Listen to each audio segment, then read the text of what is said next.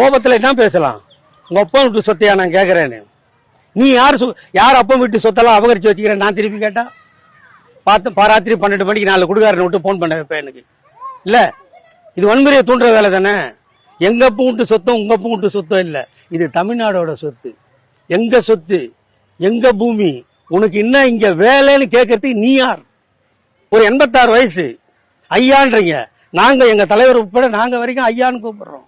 உனக்கு என்ன வேலைன்னு கேட்கறதுக்கு நீ யார் சொல்லுங்க. நீங்க ஐயா ராமமூர்த்தி முதல் காடு வெட்டி குரு வரை பல வன்னிய மக்களை கொன்று புதைத்து அவர்கள் சமாதி மேல் நின்று சுகம் காணுகின்ற நீ எங்களை கேட்கலாமா? உனக்கு என்ன இங்க வேலை என்று? எத்தனை லட்சம் பேர், எத்தனை கோடி பேர் திமுகவுக்கு வாக்களித்திருக்கிறார்கள். உன்னிடம் வந்து நான் கேட்க வேண்டுமா? எனக்கு அவமானமாக இருக்கிறது. உன்னை வந்து கேள் என்று நாங்கள் கேட்கவில்லையே. என்னோடு நீங்கள் கூட்டணி சேரவில்லையே. எங்கே சேர்ந்தீர்கள்?